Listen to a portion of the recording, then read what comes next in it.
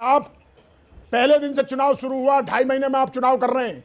आप इस 2.5 महीने के बीच में शासन आपका है, प्रशासन आपका है, चपरासी आपका है, कलेक्टर आपका है, एसपी आपका है, थानेदार आपका है, दरोगा आपका है, इंस्पेक्टर आपका है।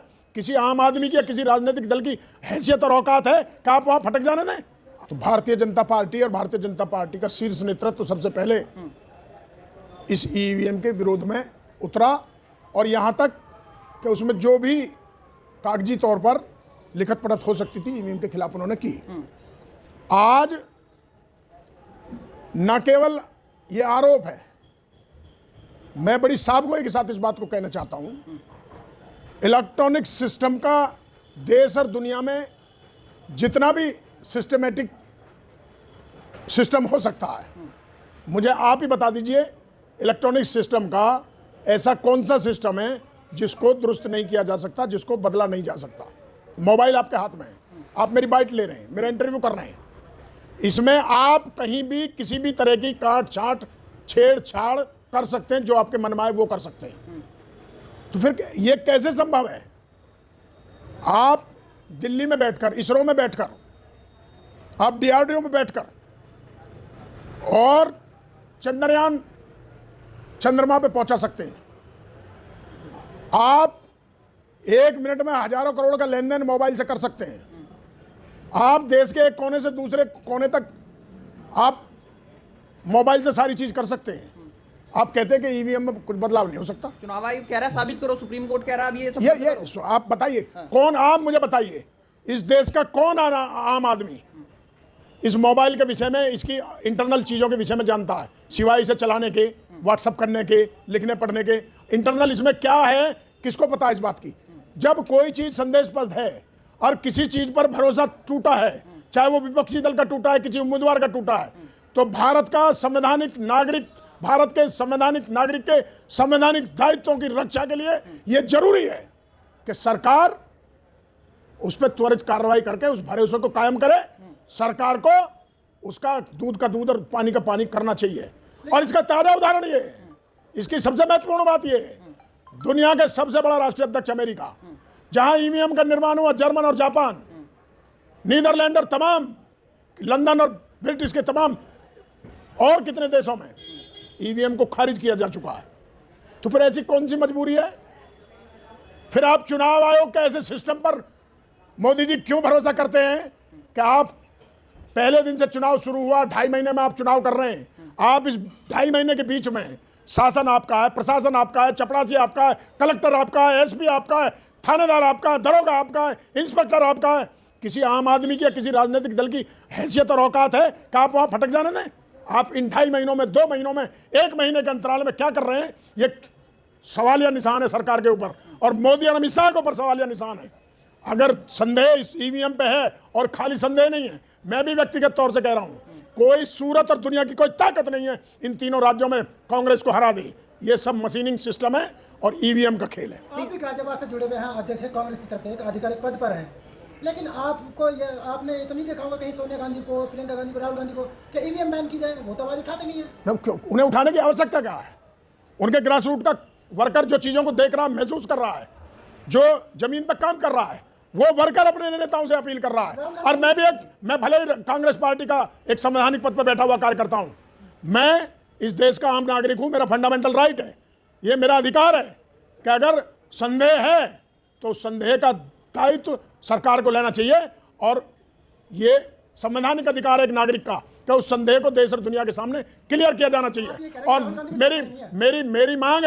मेरी मांग है इस ईवीएम को समाप्त करो, भाजपा समाप्त हो जाएगी। नहीं, मेरा सवाल यह है कि क्या राहुल गांधी को इस बारे में जानकारी नहीं है? अरे हम अपने नेताओं को एक एक चीज नीचे से ऊपर तक भेजने का काम कर रहे हैं, सब पे अध्ययन का काम हो रहा है, सारी चीजों पे विचार हो रहा है। ऐसा नहीं है अखिलेश यादव विपक्ष के छोटे नेता नहीं है, दिग्विजय सिंह जी पार्टी के, कांग्रेस पार्टी के छोटे नेता नहीं है। अगर उन्होंने कोई सवाल उठाया है और भी दूसरे विपक्ष ने, दूसरी पार्टियों के लोगों ने सवाल उठाए, मैं भी 2022 में चुनाव लड़ा हूं, खुद मेरे गांव में 13,500 वोट का पोल हुआ, सारा गांव इकट्ठा करके आज भी हिंदू धर्म में गंगा जल का महत्व, गंगा जल की कसम खा के कहता है कि हमें ये पता ही नहीं लग रहा वोट कहां गई। 8,500 वोट मेरे गांव में बीजेपी की निकली है। आप कैसे विश्वास कर लेंगे? लेकिन वही है, सुप्रीम कोर्ट कह रहा है कि भैया नहीं भेजा जाएगा अगर आप इस पे ज्यादा बहस करेंगे तो। देखिए, इस देश में आज मीडिया, कोर्ट और सुप्रीम कोर्ट सबको मोदी और अमित शाह ने प्रभावित किया है, इसमें कहीं कोई शक नहीं है। आम रिक्शा पोलर आज बता देगा कि कोर्ट में भी वही हो रहा जो मोदी चाह रहा, अदालत में भी वही हो रहा जो मोदी चाह रहा। ये आम आप लीजिए ना इंटरव्यू, आपको पता लग जाएगा। आप भी जमीन पर घूम रहे हैं, इस बात का आपको भी एहसास है, भले ही आप ना कहें। और जब कभी भी ये इतिहास को लिखने का दोबारा से काम शुरू होगा तो उसमें इस हिंदुस्तान के मीडिया की सबसे भौंडी और सबसे दिग्भ्रमित करने वाली व्यथार कथा लिखी जाएगी। पूरे दिन गलत को सही और सही को गलत करने का काम मोदी प्रचारनामा मीडिया ने कर रखा है। तरफ से आरोप लगाया गया कि चुनाव आयोग सुनवाई नहीं करता। मीडिया में चला है कि 48,000 टोटल शिकायतें मिली, जिसमें 99% चुनाव आयोग ने उनका सोल्यूशन किया और झूठी भी निकली उसमें। आप मुझे एक बात बताइए, ये मैं नहीं कह रहा हूँ, 19.5 लाख ईवीएम, 6.5 लाख वीवीपैट, अगर वो गायब हैं, अगर उनमें गड़बड़ियां हैं, चुनाव आयोग कोई संज्ञान ले रहा? सुप्रीम कोर्ट कोई संज्ञान ले रहा? कैबिनेट मिनिस्टर के बेटे पर सरेआम किस तरह से वीडियो वायरल हुए, हजारों करोड़ रुपए के लेन देन के वीडियो वायरल हुए। कांग्रेस के नेताओं ने चुनाव के दरमियान ही 4-5 बार लिखित में शिकायत की है। कोई ईडी, सीबीआई, आईटी कहीं पहुंची? किसी ने पूछा?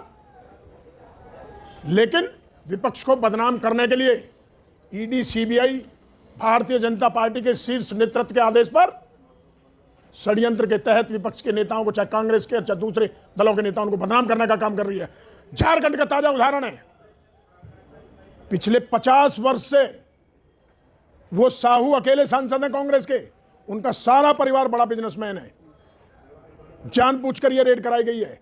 क्या 100 करोड़ रुपया, 200 करोड़ रुपया इस देश में एक ही कांग्रेस का सांसद है, वो भी उद्योगपति है, पिछले 50 वर्ष से उसके व्यापार का लेखा जोखा उनके पास है, और इस तरह से प्रचारित किया जा रहा है।